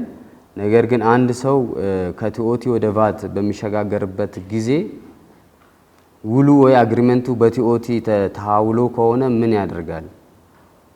ሰውየው የ5 ዓመት ውል ሊኖረው ይችላል፣ የ10 ዓመት ውል ሊኖረው ይችላል። ነገር ግን የተዋዋለው በተርኖቨር ታክስ ከሆነ ይህን ሰውዬ እንዴት ነው ሰፖርት የምናደርገው የሚለው ላይ በኋላ እናንተ ለውይይት የምትወያዩበት ይሆናል ማለት ነው። ሌላ ኪሳራን ለማሻገር ላይ ያሉ ግብር ከፋዮችና አማራጭ አነስተኛ ክፍያን በተመለከተ የማካካሻ ስርዓት በገቢ ግብር አዋጅ በተፈቀደው መሰረት የገጠማቸው ኪሳራ በማሻገር ላይ ያለ ግብር ከፋዮች 2.5 አማራጭ አነስተኛ ግብሩን የመክፈል ግዴታ አለባቸው። ይሄ ቅድም እንዳልነው ነው። ሰው ግብር ከፋው ኪሳራ ቢገጥመው ባይገጥመው 2.5 ሚኒመም ታክስ ይከፍላሉ። ሽያጫቸውን ቤዝድ አድርገው 2.5ቱን እናስከፍላለን። ይሄ የሆነበት አንዱ ቅድም መግቢያችን ላይ የታክስ ቤዝን አስፍቷል፣ የታክስ መሰረትን ለማስፋት ነው ብለን የወሰድነው ይሄን። ስለዚህ እንዴት ነው ገንዘብ ታክስ ሊሰበሰብ የሚችለው? ምክንያቱም ይሄ ካምፓኒ በራሱ ቢሆን ኪሳራ ውስጥ የገባው ድርጅት ሚኒመም ታክሱን 2.5ቱ መንግስት ላወጣው መሰረተ ልማት ለደገፈው ድጋፍ ሚኒመም ታክስ መክፈል ይኖርበታል በሚለው ነው። ስለዚህ የ2.5% የከፈለው ሰውዬ እውነትም ኪሳራው ነው ከተረጋገጠ ግን ተመላሽ ይደረግላቸዋል። በትክክል 2.5ቱ ኪሳራ ያለው ሰውዬ እኛ አስከፈለናል ኦዲት ተደርጎ የከፈለ ከሆነ በዛ ልክ ለሚቀጥለው ጊዜም እየተንከባለለ ኪሳራው እየተሸጋገረለት ይሄዳል ማለት ነው። ሌላ ተቀናሽ የሚደረጉ ግብሮች አማራጭ አነስተኛ ግብር 2.5 በማስላት ወቅት በግብር አመቱ በተከፋይ ሂሳብ ላይ ተቀንሶ የተከፈለ ዊዝሆልዲንግ ታክስ ተቀናሽ ይደረግለታል። የግብር ከፋው የመጣበት 2.5% በአመት ውስጥ ዊዝሆልድ የተደረገ ካለ ወይም ደግሞ ጉምሩክ ላይ እቃ ሲያስገባ ዊዝሆልድ የተደረገ ካለ እነዚህ ዊዝሆልዶች ተቀናሽ ተደርጎለት ልዩነቱን ብቻ ነው የሚከፍለው ማለት ነው። ስለዚህ ተቀናሽ አድቫንስ ታክስ ከስተም ላይ የከፈልነው 3%ንም አገር ውስጥም የተለያየ ግዢ በምናከናውንበት ጊዜ ከሱ ላይ የተሰበሰበው ዊዝሆልድ ታክስ ተቀናሽ ተደርጎ ልዩነቱን ነው ለሚኒመም ታክስ የሚከፍለው ማለት ነው። ሌላ ምናየው ከኢንቨስትመንት ማበረታቻ ጋር በተያያዘ አንድ ግብር ከፋይ የኢንቨስትመንት ማበረታቻ መብት ካለው 2.5% ይከፍላል ወይስ አይከፍልም? ታክስ ሆሊዴ ላይ ያለ ሰው መንግስት የታክስ ማበረታቻ ብሰጠው ለ5 ዓመት ከታክስ ነፃ ቢያደርገው 2.5% ይከፍላል ወይስ አይከፍልም የሚለው ላይ ውይይት እናደርጋለን። ስለዚህ አሁን ባለው ሲናሪዮ የመንግስት ሙሉ በሙሉ የታክስ ሆሊዴ ለነዚህ ግብር ከፋዮች እስከሰጠ ድረስ የ2.5% ማበረታቻ ታክስ አንሰበስብም ማለት ነው። ነገር ግን አሁን አዲሱ ተሻሽሎ በወጣ በኢንቨስትመንት ህጋችን መሰረት ባለፈው መጋቢት 2017 ጀምሮ የሪዲዩሲንግ ታክስ ሬትን ተግባራዊ ከማድረግ ጋር በተያያዘ ማበረታቻ መብት ከተሰጣቸው ላይ መነሻ አድርጎ ታክስ እንሰበስባለን። ስለዚህ ባለፈው አመት ለኢንቨስትመንት ታክስ ሆሊዴ ላይ ያሉ ሰዎች ሚኒመም ታክስ አንሰበስብ አልፈናል ማለት ነው። የሚቀጥለው አመት ላይ ግን በታክስ ሪዲዩሲንግ ሬትም መነሻ አድርገን የ2.5ታችን እየሰበሰብን እንቀጥላለን ማለት። ስለዚህ ይሄ ታክስ ኢንቨስትመንት ጋር በተያዘ ዝርዝር ህጎች ስለወጡ እነሱን በደንብ ማየት ያስፈልጋል። ዞሮ ዞሮ ተግባራዊ የሚቀጥለው ጊዜ ላይ ተግባራዊ እየተደረጉ ስለሚሄዱ ማለት። ሌላ ከገቢ ግብር ነፃ ለመሆን ማቅረብ ያለባቸው መረጃዎች ቅድም ያልናቸው ናቸው። ከ2.5% ነፃ መሆኑ ድርጅቶች ሁለቱም ብለናል። አንደኛ በክሳራ ምክንያት እየፈረሰ ያለው ድርጅት ከሆነ ብለናል። ሁለተኛ እዳ ውስጥ ገብቶ እዳውን እያሸጋሸገ ያለ ካምፓኒ ከሆነ ብቻ ነው ብለናል። ስለዚህ እነዚህ ግብር ከፋዎች ከፍርድ ቤት መረጃቸውን አደራጅተው ማምጣት ሲችሉ ብቻ ነው ከነዚህ ዘርፍ ነፃ የምናደርገው የሚለውን በደንብ መያዝ ያስፈልጋል ማለት ነው። ሌላ አዋጃችን ለውጥ ያመጣበት የጥሬ ገንዘብ ግብይት ጋር በተመለከተ ማንኛውም ግብር ከፋይ ከሚከተሉት ክፍያ መንገዶች ውጪ በአንድ ቀን ውስጥ ከአንድ ሰው ከብር 50 ሺህ ብር በላይ በጥሬ ገንዘብ መቀበል አይችልም ብሎ በግልጽ አስቀምጧል ማለት ነው። ስለዚህ ምንድነው የምንቀበለው? ከባንክ ወደ ባንክ ቼክ ማዛወር ይኖርበታል፣ ወይ በቼክ መገዛት አለበት፣ ወይ ባንክ ድራፍት ሊኖረው ይገባል። ስለዚህ ወይ ሌላ የመገበያ ዲጂታል ዘዴዎችን ተጠቅሞ ግዢ መፈጸም አለበት ማለት ነው። ካልሆነ ግን የጋችን ላይ አሁን በግልጽ እንዳስቀመጠው በቀን ከአንድ ድርጅት ጋር የ50 ሺህ ብር በካሽ መፈጸም የምንችለው እንደሆነ አስቀምጧል ማለት ነው። ይሄ አዋጅ ግን ለኛ ፐርፐስ ብቻ ነው፣ ለታክስ ፐርፐዙ ብቻ እንደሆነ በደንብ መገንዘብ ያስፈልጋል። ይሄ 50 ሺህ ብር ገደብ የተጣለው ወይ ለንግድ ቢሮ አይደለም ወይ ለሌላ ለኢንቨስትመንት ቢሮ አይደለም። ይሄ ኦንሊ ለታክስ አላማ ሲባል የታክስ ገቢ አሰባሰብን የተሻለ ለማድረግና በመሰብሰብ ያለበት ገቢ እንዳይቀር ከማድረግ ታስቦ የተሰራ እንደሆነ በደንብ ማየት ይፈልጋል ማለት ነው። በጥሬ ገንዘብ ግብይት ገደብ መተላለፍ ምንድነው የሚያስከትለው? አንድ ግብር ከፋይ በ50 ሺህ ብር የተባለው ገንዘብ በላይ በካሽ ብንቀሳቀስ ምንድነው የሚያመጣው ችግር የሚለው አንዱ በገዢ ላይም በሻጭ ላይም የሚጣሉ መቀጮች አሉ። አንደኛ በገዢ ላይ የሚጣሉ ቅጣት ይህንን 50 ሺህ ብር በካሽ ነው ያከናወንኩኝ ከ50 ሺህ ብር በላይ ብሎ የሚያመጣልን መረጃ ሙሉ በሙሉ ውድቅ ነው የምናደርገው። ይሄ ኦዲት በምንሰራበት ጊዜ ኦር በግብር አወሳሰን ኦር ቅሬታም ቢሆን በምናይበት ሰዓት ከ50 ሺህ ብር በላይ በካሽ ያከናወነ ሰውዬ 100% ሪጀክት ነው የምናደርገው ማለት ነው።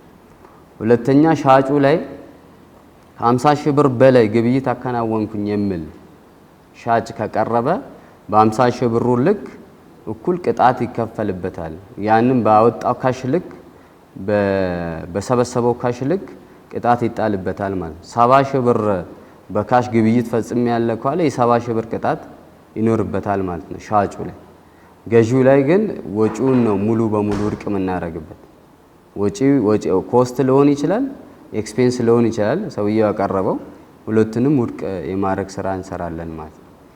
የቅጣቱ አፈጻጸም መስፈርቶች ቅጣቱ ተፈጻሚ የሚሆነው ግብር ከፋዩ ክፍያውን የተቀበለው በአንድ ቀን ውስጥ ከአንድ ሰው ጋር በተደረገ ጠቅላላ ግብይት በአንድ ቀን ውስጥ ከአንድ ሰው ጋር ነው ግብይት መፈጸም ያለበት። ኦር ከአንድ ግብይት ጋር በተከፋይ የተፈጸመ ክፍያ ከሆነ ኦር ከአንድ ግለሰብ ጋር ከተፈጸመ ከአንድ ተግባር ጋር የተያያዘ ክፍያ ከሆነ። ስለዚህ እነዚህን ሶስቱን ነገራቶች በደንብ ማየት ይፈልጋል። አንዳንዱ አንድን ግብይት ብቻ በተደጋጋሚ ከዚህ ብር አይታችሁ ከሆነ ኦዲት ላይ ሊገጥማችሁ ይችላል። አንድን እቃ 10 ጊዜ ደረሰኝ ይቆርጣሉ። 5000፣ 3000፣ 4000 እንደዚህ እያደረገ ግን ግብይቱ ከ50 ሺህ ብር በላይ ይሆናል። ስለዚህ እኛ እያየን ያለነው ኦንሊ ዋን ፒስ ኦፍ ሪሲት መሆን የለበትም። ከዛ ሰውዬ በአንድ ቀን ውስጥ የፈጸመው ግብይት የደረሰኞቹ ድምር ከዚህ ከ50 ሺህ ብር በላይ አይሆንም ወይ የሚለውን ቼክ ማድረግ ይፈልጋል ማለት እነኚህን ነገሮች ቼክ አድርገን ቅጣቱን ተግባራዊ እናደርጋለን። ሌላ በጥሬ ገንዘብ ግብይት ላይ የተጣለው ገደብ ተፈጻሚ ማይሆንባቸው ተቋማቶች ደግሞ አሉ። አሁን እያወራን ያለነው 50 ሺህ ብር በጥሬ ገንዘብ ካልገዛ እነዛ ቅጣቶች ተግባራዊ ይሆናሉ ብለናል። ነገር ግን ይሄ የማይመለከታቸው አሉ። አንዱ የመንግስት መስሪያ ቤቶች በተለያየ ምክንያት ግዢዎቹን በካሽ ሊገዙ ይችላሉ። ሁለተኛ የመንግስት ልማት ድርጅቶች፣ ሶስተኛ ባንኮችና ማይክሮ ፋይናንሶች የ50 ሺህ ብር የጥሬ ገንዘብ እንቅስቃሴ አይገደዱም ማለት ነው። ስለዚህ ልዩ ፍቃድ የገንዘብ ሚኒስቴር በሚወጣ መመሪያ መሰረት ለድርጅቶች፣ ለሰዎች፣ ለተለያየ ነገሮችም እንደ ሁኔታው ሊታይበት የሚችል እድሎች ይኖራሉ ማለት።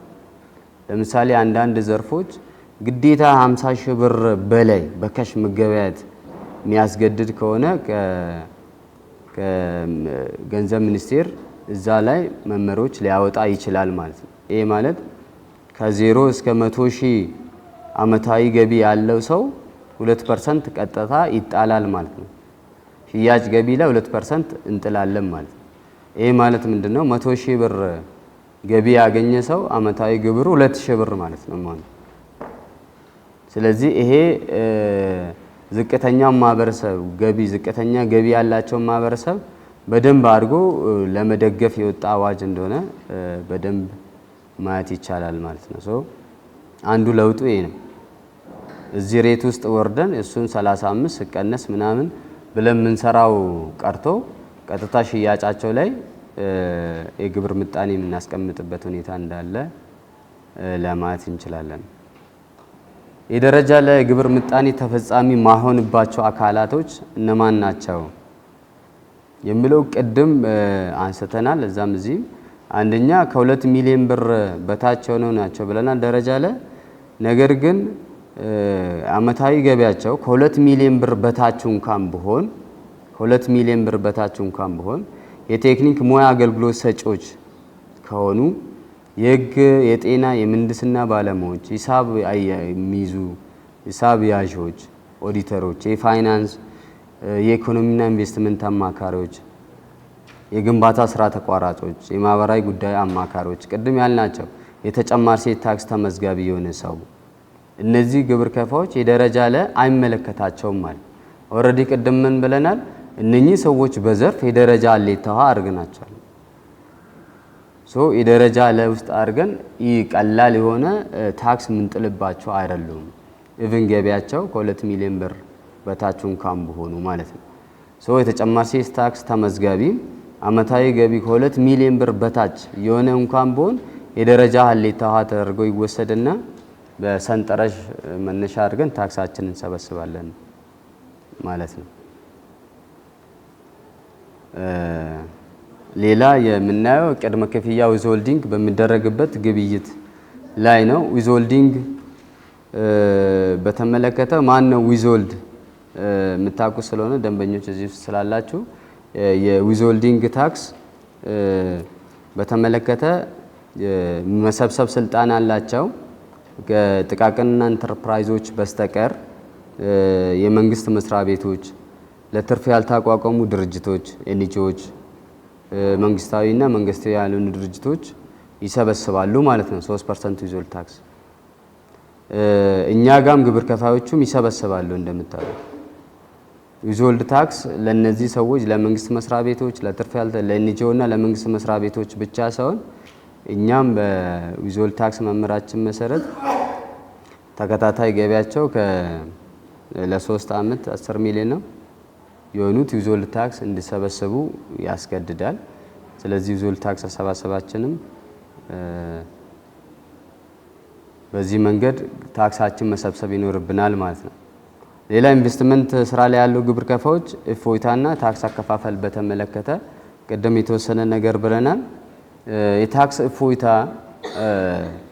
ማለት ሁለት አይነት እናያለን። ታክስ እፎይታ ላይ አንደኛ የገቢ ግብር አዋጅን መነሻ በማድረግ ከሰንጠረዥ ሐመሯ ወይ ከንግድ ትርፍ ነፃ መሆን ማለት ነው አንደኛ። ሁለተኛ የትኛውም የጉምሩክ ቀረጥን ከውጪ ሲያስገቡ ከታክስ ነፃ መሆን ማለት ነው።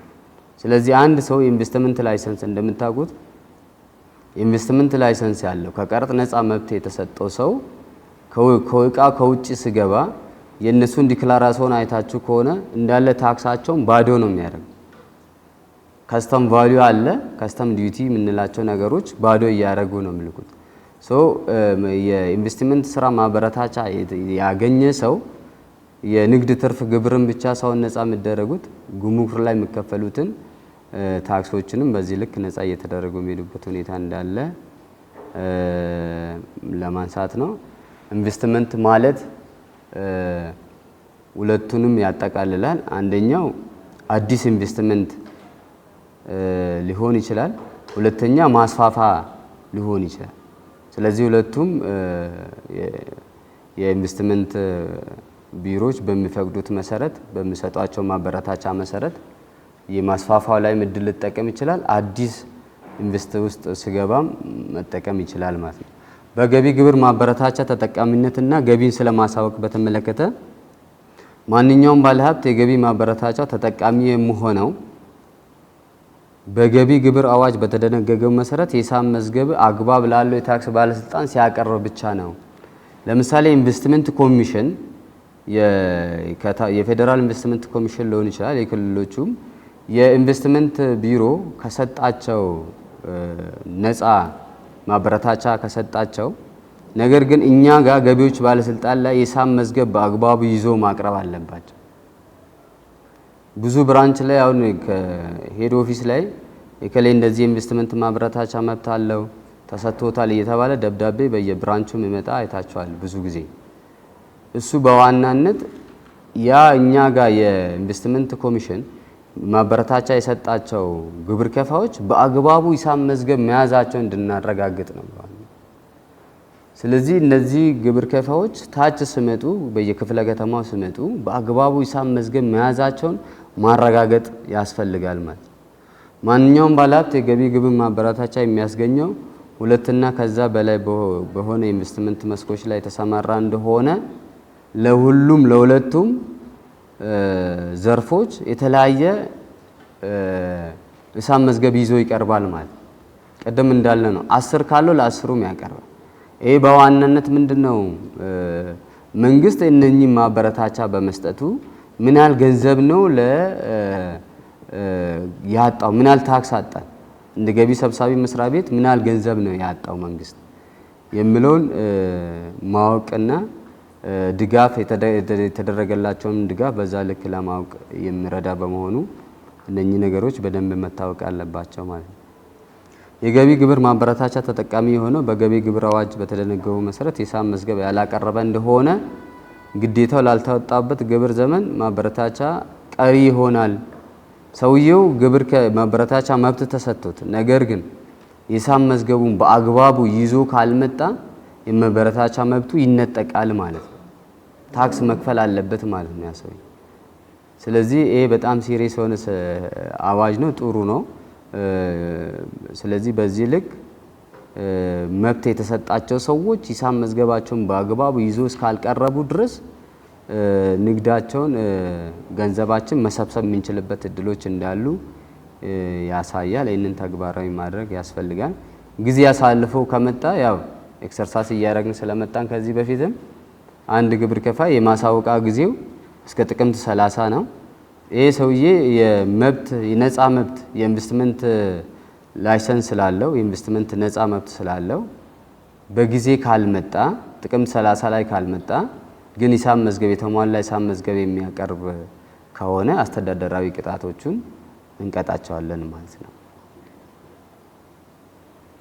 ሌላ የገቢ ግብር ማበረታቻ መች ነው የሚጀምረው? ለአንድ ኢንቨስተር የኢንቨስትመንት ላይሰንስ ከሰጠናቸው መች ነው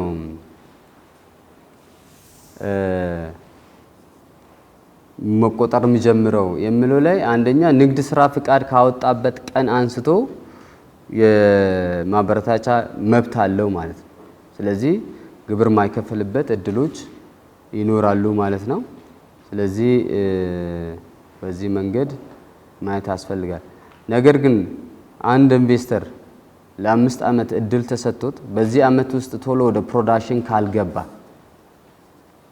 ለምሳሌ 2 ዓመት ቢቆይ ወይ 3 ዓመት ቢቆይ ምን ጠብቀው ቀሪ 2 ዓመት ብቻ ነው ተጠቃሚ መሆነው። አንዳንዱ እንደምታውቁት ይወስዳሉ ወደ ፕሮዳክሽን አይገቡም። መንግስት ያለው ማበረታቻ መብት ሰጥቷቸዋል። በዛ ጊዜ ውስጥ ካልተጠቀመ ቀሪ ይደረጋል ማለት ነው።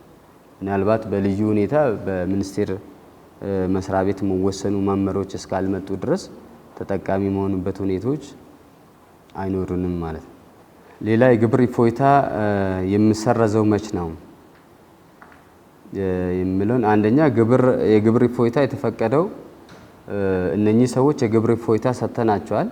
እነኚህን የግብር እፎይታ ልነጠቁ የሚችሉት ወይ ልሰረዝ የሚችለው አንደኛ የተጨበረበረ ሰነድ ያቀረበ እንደሆነ ያው እንደሌላውም ግብር ከፋይ ተጠቃሚ አይሆንም። ሁለተኛ ኢንቨስትመንት ፍቃድ የተሰጠበት የኢንቨስትመንት ተግባሩን ያቋረጠ እንደሆነ ለምሳሌ አንድ ድርጅት የምርት ብረትን አመርታለሁ ብሎ ወደ ስራ ገብቶ ነገር ግን የማምረት የፕሮዳክሽን ስራ ውስጥ ያልገባ ከሆነ የኢንቨስትመንት መብቱ ይነጠቃል። ሰሞኑን እንዳያችሁ ጉምሩክ ኮሚሽን ኦዲት እያደረጉ ነው አጠቃላይ ከተማ ላይ ከዚህ ከኢንቨስትመንት መብት ጋር የተያዘ። አሁን ትልቁ ገንዘብ እያገኙ ያሉት እነሱ አብዛኛው ካምፓኒ ቦታ ወስዷል፣ የተወሰነ ፋብሪካዎችን ለማቋቋም ጥረት አድርጓል። ነገር ግን ወደ ፕሮዳክሽኑ አልመጡም፣ ማምረት እየጀመሩ አይደለም። ይህንን መነሻ አድርጎ ከተማ ውስጥ የገቡ አሽከርካሪዎች፣ ማሽነሪዎች ሌላ ስራ ነው እየሰሩ ያለ። ስለዚህ ሰሞኑን የምታዩት ከተማ ውስጥ በየቦታው የጉምሩክ ኮሚሽን ሰዎች መኪኖቹን እየያዙ ወደ ገቢ እየቀየሩ ነው ያሉት። ይሄ ሰውዬ እድል ተሰጥቶት ያልተጠቀመ እንደሆነ ንብረቶቹ ተይዞ ቀረጥ እንዲከፈል ይደረጋል ማለት ነው። አለግባብ ኮድ 3 እየተባለ የምነዱ ከተማ ውስጥ የምነዱ መኪኖቹን እየያዙ ቀረጥ እያስከፈሉ ነው። ሰሞኑን አደገኛ ስራ እየሰሩ ያሉት እዚህ ጋር ነው፣ ትልቅ ገቢም እያገኙበት ያለው ማለት።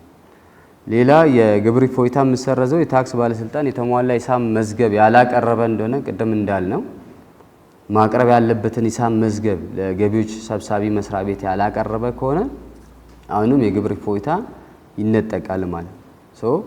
እኛም ተከታትለን ገንዘባችንን እንሰበስባለን። ይሄ ነገር በየቤታችን ይኖራል፣ በየብራንቹ ሊኖር ይችላል። እንደዚህ አይነት እንትኖች በደንብ ማየት ይፈልጋል። በጣም ትልቅ ገንዘቦች እዚህ አካባቢ ሊኖሩ ስለሚችሉ ማለት ከአቅም በላይ ከሆነ ግን ሂሳብ መዝገቡን ከአቅም በላይ በሆነ ምክንያት ማሳወቅ ያልቻለ ግብር ከፋይ በተለይ የተፈጥሮ አደጋ፣ የሰው ሰራሽ ችግሮች፣ በጦርነት ምክንያት የመሳሰሉ ችግሮች ካሉ የኢንቨስትመንት ባለስልጣኑ የተጨማሪ ከነሱ የሚያረጋግጡልን ከሆነ የሰው ሰራሽ ነው ወይ ተፈጥሮ አደጋ ነው ወይ ጦርነት ነው በሚል ምክንያት የኢንቨስትመንት ባለስልጣን የሚያረጋግጥ ከሆነ እድል እንሰጣቸዋለን ማለት። ስለዚህ ሂሳብ መዝገብ ባለማቅረብ ብቻ ይህንን ሰውዬ ከግብር እፎይታ እንዳይጠቀም አናደርግም ማለት ነው። ወደ ኢንቨስትመንት ባለስልጣናቶች መላክ ይፈልጋል። የምታውቁት ያው ግብር መሰረዝ የሚያስከትለው ውጤት የምታውቁት ስለሆነ ብዙ አልሄድበትም። ነገር ግን ተሰርዞበት ውሳኔ ከወሰንበት እንደ ማንኛውም ግብር ከፋይ በ30 ቀን ውስጥ ቅሬታ ቀርቦ ቅሬታው ልታይለት ይችላል ማለት ነው። ሌላ የሰንጠረዥ መ በተመለከተ የሰንጠረዥ መ ልዩ ገቢዎች ምንላቸው ማለት ነው። እነኚህ ልዩ ገቢዎች የሰንጠረዥ ሀ ውስጥ ያሌለ ለ ወይ ሐመሯ ውስጥ ያሌሉ ገቢዎች በሙሉ ሰንጠረዥ መ ውስጥ ይመደባሉ። ሀ ማለት የስራ ግብር ነው፣ ኪራይና ንግድ ትርፍ ናቸው እነኚህ ሶስቱ። ከነዚህ ሶስቱ ውስጥ የማይመደብ የትኛውም ገቢ ሰንጠረዥ መ ውስጥ ይካተታሉ ማለት። ሰንጠረዥ ለ የሚለየው ከሌሎቹ ታክስ አይነቶች ቀጥታ ያገኘው ገቢ ላይ ነው በፐርሰንት ገንዘብ የምንሰበስበው። የምናወራርድለት ወጪ የለም፣ የምንይዝለት ኮስት የለም። ስለዚህ ያገኙት ገቢ ላይ ቀጥታ ግሮስ ኢንካሙ ላይ ታክስ እንጥላለን ማለት ነው።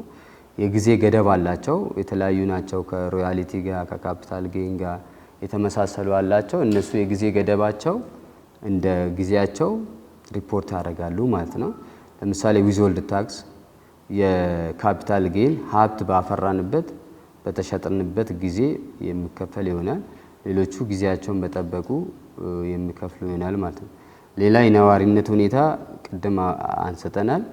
አንድ የውጭ ዜጋ ወይ የአገር ውስጥ እዚህ ስንት ጊዜ መቆየት እንዳለበት የ3 ወር ሲደመር 1 ወይ 91 ቀኑ እዚህ አገር ውስጥ ካቆየ ገቢያችን በዚህ ልክ መሰብሰብ እንዳለብን ነው። ሌላ የኛው በጣም ለየት የሚያደርገው ከሌላ ታክሶች የመጨረሻ ግብር ናቸው። መጨረሻ ታክስ ናቸው። ስለዚህ በዚህ ልክ እናያለን። ሰንጠረዥ ዲቴል እናንተ ማየት ትችላላችሁ። በኢትዮጵያ ነዋሪ የሆነ ሰው ገቢ ያገኘ ግብር የሚከፈልበትና በኢትዮጵያ ነዋሪ ያልሆነ ሰው ገቢ ሲያገኝ እንዴት ይከፈላል የሚል ዝርዝር አለው። ኦልሞስት ኦል አብዛኛው ጊዜ ከቴክኒክ ክፍዮች ጋር በተያያዘ ካልሆነ በስተቀር በኢትዮጵያ ነዋሪ ሆኖ ኢትዮጵያ ውስጥ ገቢ ያገኘም ቢሆን በኢትዮጵያ ነዋሪ ያልሆነ ሰውም ኢትዮጵያዊ ነው ገቢ ያገኘ ሰው ኦልሞስት ኦል ተመሳሳይ አይነት ክፍያ ነው የሚከፈለው። ነገር ግን ከዚህ ከአመራር ቴክኒክ ጋር በተያያዘ በኢትዮጵያ ነዋሪ ያልሆነ ሰው ከፍ አለ ሬት 15% አካባቢ ይከፍለናል ማለት ነው። ይሄኛው የተወሰነ ከባለፈው አዋጅ የተወሰነ እድገቶች አለው። ሮያሊቲ ክፍያ ላይ እድገት መጥቷል። የሎተሪ የእድል ሙከራ ገቢ ላይ አሁን ወደ 25% አድጓል። የካፒታል ሀብት በማስተላለፍ ላይ 15 ነበረ፣ እሱ በዛው ቀጥሏል። ሶ ኤኒዌይ የተወሰነ ለውጦች ለማምጣት ችሏል። ሶ ይሄንን ቀጣይ እናንተም እያያችሁ እንድትሄዱ ነው። ሶ ዞሮ ዞሮ እዚህ አካባቢም አንዱ ገቢ ማስገኛ የከተማዋን እድገት የሀገሪቷን ኢኮኖሚ እድገት ማገዝ የሚችለው ዘርፍ እዚህ አካባቢ እንደሆነ ማየት እንችላለን። ሌላ የምናየው የካፒታል ሀብቶችን በማስተላለፍ የሚገኝ ጥቅም ነው። አቶ ኤርሚያስ ቅድም በደንብ ለማብራራት ተበራርቷል። ስለዚህ ብዙ እንትን አልሄደበትም። የካፒታል ጌን በተመለከተ የተወሰነ ማሻሻያዎች የተደረጉ አለው ከባለፈው አዋጅ። አንዱ ማሻሻያ የአክሲዮን ወይም ቦንድ በማስተላለፍ የሚገኝ ጥቅም ላይ የተወሰነ ለውጦች አድርጓል። በጣም የተጋነነ ነበር ከዚህም በፊት። አሁን ወደ 15% ማስተካከያ ተደርጓል። የካፒታል ጌን የሚከፈልበት ሀብቶች በባለፈው አዋጅ ላይ የነበረ ነው። አሁንም የማይንቀሳቀስ ሀብት ቤት፣ ህንፃ ላይ የአክሲዮንና ቦንድ ላይ አሁን የማዕድን ወይም በነዳጅ ሀብት ላይ ያለ መብት ወይም መረጃ ያለ ሰው የካፒታል ጌን ክፍያ ይመለከተዋል። ስለዚህ አንዱ ከዚህ ጋር በተያያዘ በተለይ ማዕድን ዘርፍ ላይ ድሮ የራሱን የቻለ ማዕድን ሰንጠረዥ ታክስ ያለው ቢሆንም አሁን ከካፒታል ጌን ጋር ታይዘው ግን ከማዕድን ስራዎች ጋር የሚገኙ ሽያጮች ካሉ ካፒታል ጌን እየጣልን እንሄዳለን ማለት ነው። ካፒታል ጌን ማን ይከፍላል የሚለውን እናለን። አንደኛ ካፒታል ጌን ሀብቶቹን በመሸጥ በሽያጭ ስተላለፍ ጥቅም አገኘው ሻጩ ስለሆነ የካፒታል ጌን ክፍያ የሚከፍለው ሻጩ ነው ማለት ነው። ሻጩ ነው ማለት ነው። አንዳንዴ በጣም ክርክር ገዢ ነው ሻጭ ነው ምናምን የሚል ክርክሮች ስላሉ ነው በግልጽ ለማስቀመጥ የተሞከረው። ስለዚህ ማን ነው ጥቅም ያገኘው የሚለውን ነው የምናየው። ሁሌም ታክስን ስንወስን ጥቅም ላይ ነው ታክስ የሚመሰረተው። ማን ነው ጥቅም ያገኘው? ስለዚህ ሻጩ ጥቅም እስካገኘ ድረስ ካፒታል ጌን የምንወስነው ሻጩ ላይ ነው። ነገር ግን የካፒታል ሀብቶች በስጦታ የምተላለፍ ከሆነ የመክፈል ግዴታ ያለው ስጦታውን የተቀበለ ሰው ነው ማለት ነው። ምክንያቱም ተጠቃሚ ማን ነው? ሴንተራችን ሁሌም ታክስ ኢሹ ማን ነው ተጠቃሚ የሆነው? ስለዚህ ስጦታ የተቀበለ ሰውዬ ተጠቃሚ ስለሆነ ያ የስጦታ ተቀባዩ ካፒታል ጌን ይከፍላል ማለት ነው።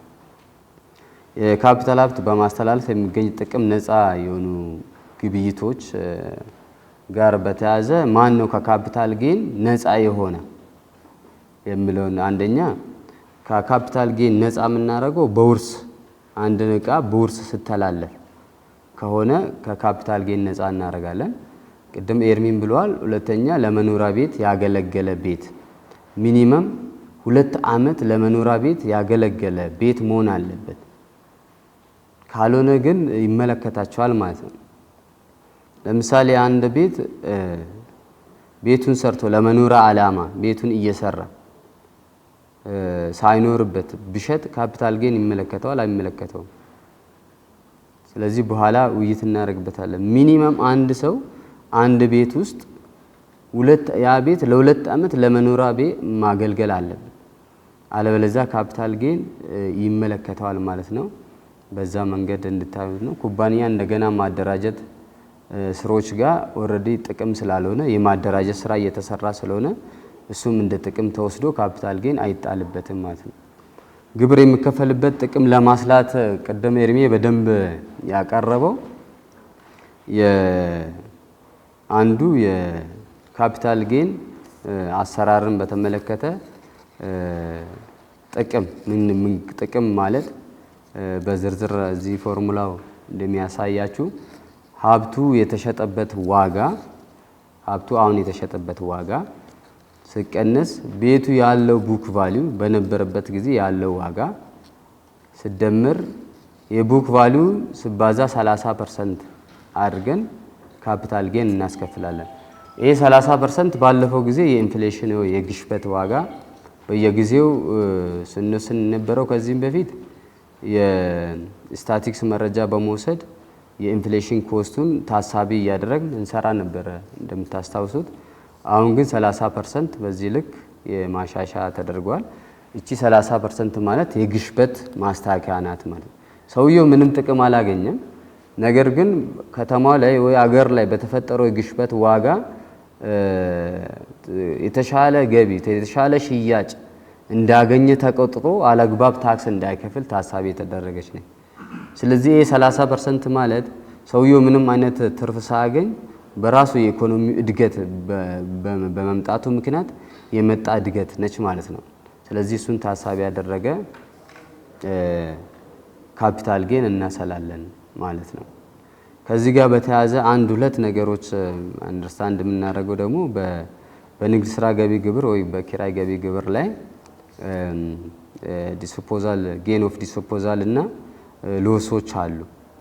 ስለዚህ ጌን ያገኘ ሰው ዲስፖዛል ኦፍ ጌን ያገኘ ሰው ካገኘው ትርፍ ላይ የኪራይ ገቢ ግብርም የንግድ ትርፍም መክፈል ይኖርበታል። ይሄ አንዱ በደንብ ማየት ያለብን እዚህ ጋር ነው። ካፒታል ጌን እንዳለ ሆኖ አንድ ሰው እቃ ንብረትን በሚሸጥበት ጊዜ ጌን አግኝቷል፣ ትርፍ አግኝቷል ወይስ አላገኘም ወይስ ኪሳራ ነው የሚለው ይታያል። ኪሳራ ከሆነ ኪሳራ እንይዝለታለን፣ ትርፍ ከሆነ ደግሞ ትርፉ ተደምሮ ግብር ይከፍላል ማለት። ይሄ አሰራሩ የሚከፈልበት ገቢ ለማግኘት ታሪካዊ ዋጋ ወይ ደግሞ ቢጊኒንግ መጀመሪያ ዋጋው የተገኘበት ወይ ደግሞ ህንጻው ተሰርቶ ዋጋው የታወቀበት ዋጋ ሲቀነስ አሁን ያለን ቡክ ቫልዩ ቀንሰን ማል ላይ ያለው ላይ ካፒታል ጌን የንግድ ትርፍ ጌን እናስከፍላለን ማለት ነው። እዚህ አካባቢን በደንብ ማየት ያስፈልጋል ማለት ነውና እዚህ አካባቢ የተወሰነ ገቢዎች መሰብሰብ የሚቻልበት ሁኔታ እንዳለ ያሳያል። ሌላ የካፒታል ሀብት ማስተላለፍ ጥቅምን ገቢን ለማስላት መሰረታዊ ነጥቦች የሚሉ አንዱ የቤቱ አገልግሎት ለውጥ በተመለከተ ቅድም ያልነው ነው። ለ2 ዓመት ካገለገለ አይመለከተውም የሚል ነው። አለበለዛ ግን ከዚህ ውጪ የሆነ የትኛውም ቤቶች ኢቨን ፕላኑ ላይ ለመኖሪያ ቤት አገልግሎት ብለው እንኳን ቤቱ ለ2 ዓመት ያላገለገለ ከሆነ ካፒታል ጌን 15% እንጠይቃለን ማለት ነው። እዚህ ጋር በደንብ ሲሪየስ መደረግ አለበት። ቅድማ ቤቱ ለምን ዓላማ እንዳዋለ ለ2 ዓመት ተከታታይ ለኪራይ መዋሉን በደንብ ማረጋገጥ ያስፈልጋል ማለት ነው። ሌላ የገባ ዋጋ ተመን በተመለከተ ለሽያጭ የቀረበው ዋጋ ለግብር ባለስልጣን ዘንድ ተቀባይነት ካላገኘ ከገበያ ዋጋ በጣም አንሶ ከተገኘ በታክስ አስተዳደር አዋጅ ቁጥር 3 መሰረት ፌር ማርኬት ቫልዩ አጥንተን ካፒታል ጌናችን መሰብሰብ እንችላለን ማለት። ይሄ ማለት ምንድነው? ግብር ከፋዩ ያቀረበልን የመሸጫ ዋጋ በጣም ካላመነበት፣ ገቢ ሰብሳቢ መስሪያ ቤቱ ካላመነበት የድጋሜ ገበያ ዋጋ ጥናት አድርገን እዛ አካባቢ የሚመስል ጥናት ተሰርቶ የካፒታል ጌን ታክሳችን መሰብሰብ እንችላለን ማለት። በዋናነት ከመሬት አስተዳደር አካባቢ ያሉ ባለሙያዎች የዋጋ ትመና ይሰጣሉ። ሁለተኛ በውጪም ራሳቸውን ችሎ ላይሰንስ ያላቸው ሰዎች የህንፃ ትመና የሚሰሩ ሰዎች አሉ። የመንግስት ተቋምም የሚሰሩ አሉ። ነገር ግን እኛም በአንቀጽ 3 መሰረት የገበያ ዋጋ ጥናቱን ማከናወን የምንችልበት እድሎች እንዳሉ ያስቀምጣል። ሌላ ያልተጠናቀቀ ወይንም የመኖሪያ ጊዜ ያልሞላ ቤት እና ቅድም እንዳልነው ለ2 ዓመት ያላገለገለ ከሆነ 15% ይከፍላል ማለት ነው። ለምሳሌ ሰውየው ለመኖሪያ ቤት አገልግሎት ብሎ እየሰራ መሀል ላይ ሳይገባበት ሽያጭ ቢያከናውን 15% ካፒታል ጌን እናስከፍለዋለን ማለት። ስለዚህ የኛ ፐርፐዛችን ምንድነው? ከዛ ቤት ላይ ያ ሰውዬ የተጠቀመው ጥቅም ምንድነው? ላለው ዓላማ ውሏል ወይ? ለ2 ዓመትና ከዛ በላይ ለመኖሪያ አገልግሎት ተጠቅመናል ወይ የሚለው እናያለን።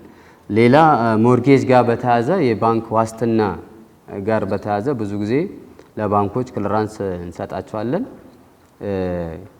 በዚህ መሰረት የባንክ ዕዳ መክፈል ቢያቅተውና ግብር ከፋው ባንኩ ህንፃውን በወስድበት ካፒታል ጌን ይመለከታል ወይ የሚለው ነው። እናንተም ውይይት የምታደርጉበት ሆኖ አንድ ግብር ከፋይ ባንክ ወስዶት ቅድማ መብት ባንኮች የሚወስዱ ስለሆነ ባንኩ ይወስዳል። እኛ ግን ካፒታል ጌኑን እናሰላለን።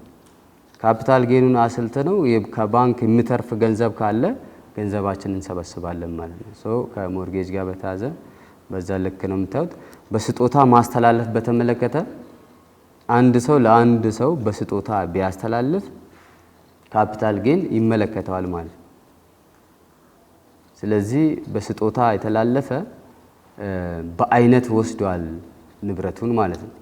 ስለዚህ በአይነት ስለወሰደ የወቅቱን የገበያ ዋጋ መነሻ አድርገን ካፒታል ጌን እናሰላለን ማለት። ስለዚህ አንድ ንብረት በስጦታ ስለተሰጠው ካፒታል ጌን መክፈል የለበትም እንለው ነገር አለ። ይሄ ሰውዬ በአይነት ጥቅም እስካገኘ ድረስ ስጦታ ሰጪው ባይጠቀምም ስጦታ ተቀባዩ እስከተቀበለ ድረስ የካፒታል ጌን ታክስ እንጥላለን፣ እንሰበስባለን ማለት ነው። ሌላ በአይነት መዋጮ ከሆነም እንደዚህ ከስጦታ ጋር ተመሳሳይነት ያለው ለምሳሌ አንድ ህንፃ ያለው ግብር ከፋይ ህንፃውን ለሌላ ሰው በሚሰጥበት ሰዓት በካሽ ባይሆን በአይነት ቢቀያየሩ፣ ለምሳሌ ህንፃ ሰጥቶን እኔ መኪና ብሰጠው ስለዚህ እኩል ነው እኛ ዋጋው ተመሳሳይ ነው ብሎ የሚያምኑ ከሆነ ካፒታል ጌን እንጥልባቸዋለን ማለት ነው ህንፃው ላይ። ስለዚህ የመዋጮነት ሁኔታን በአይነት ነው እንጂ የተለየ ኦልሬዲ ጥቅም እስካገኘ ድረስ የካፒታል ጌን ታክስ እያሰላ እንሄዳለን ማለት ነው። በአይነትም እንኳን ብቀበል የሚለውን ለማንሳት ነው። ጥቅም ወይ ኪሳራን ስለማስተላለፍ ቅድም በደንብ ብለናል። ሀብት ጥቅም ከካፒታል ጌን ጋር በተያያዘ ምን ሳይሆን ነው ማይከፍሉት የሚለውን ቅድም አይተናል። አንዱ ባልና ሚስት ሆኖ የሀብት ክፍፍል በሚደረግበት ጊዜ ኦልሬዲ ካፒታል ጌን አይመለከታቸውም ማለት ነው። ስለዚህ ባልና ሚስት ናቸው፣ ህንፃው የጋራ ነው። ያንኑ ያላቸውን ህንፃ ነው ለሁለት የተካፈሉት ወይ ደግሞ ሌላ ንብረቶቹን ተካፍሎ ሊሆን ይችላል። ያላቸው የራሳቸው ሀብት ስለሆነ ምንም ሌላ ተጨማሪ ጥቅም እስካላገኙ ድረስ እነኚህ ሰዎች ካፒታል ጌን አናስከፍላቸውም፣ ንብረቱ የጋራቸው ስለሆነ ማለት። ሌላ ቅድም ያልነው በውርስ ከሆነ ኦልሬዲ በውርስ የመጣው ንብረትም ካፒታል ጌን አንጠይቃቸውም ማለት። ወራሾቹ የዛኛው ሰው ተጠቃሚ መብት አላቸው ማለት ነው። ወይ ያወረሰው ሰውዬ አምኖበት ነው ማለት ነው። ስለዚህ የኢኮኖሚ ያ እዛ ውስጥ ያለው ኢኮኖሚ የራሳቸው የጋራ ኢኮኖሚ ተደርጎ ይቆጠርና በውርስ የሚመጣ ላይ ተግባራዊ አናደርግም ማለት ነው። ሌላ ሀብት የጠፋበት ወይ የወደመ ከሆነና በዚህ በወደመ ወይ በጠፋ ንብረት ቦታ መተካ ንብረት የሚሰሩ ከሆነ ይሄኛውም ተጨማሪ ጥቅም እንዳገኘ ተቆጥሮ ካፒታል ጌን አንጠይቃቸውም ማለት ነው። ኦልሬዲ የነበረው ንብረት ያ ንብረት ወደመ፣ ያኛው ንብረት በወደመ ቦታ ላይ ነው ሌላ መተካ ንብረት የሰሩት። ስለዚህ ሰውዬ ምንም ሌላ ገቢ፣ ሌላ እድል፣ ሌላ ኢኮኖሚ የተጠቀመ ስላልሆነ እንደ ሌላ ተጠቃሚነት ታይቶ አንጠይቃቸውም ማለት ነው።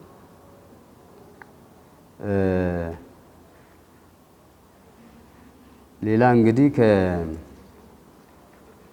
ሀብቶች በተመለከተ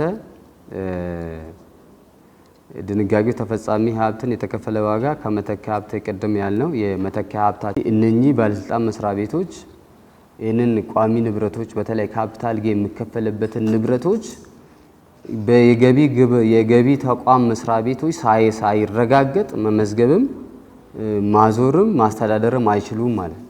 ስለዚህ ለዛ ነው ብዙ ጊዜ ደንበኞች አገልግሎት ላይም የክለራንስ የምናምን ለመንገዶች ለአሽታሽ ለውልና መስረጃ የተለያዩ ተቋማቶች ደብዳቤ የምንጽፍበት ምክንያት እነኚህ ቋሚ ንብረቶች ስም ስተላለፍ ካፒታል ጌን መከፈሉና አለመከፈሉን በአግባቡ ሳይረጋገጥ ክለራንስ መስጠት አይቻልም ማለት ነው።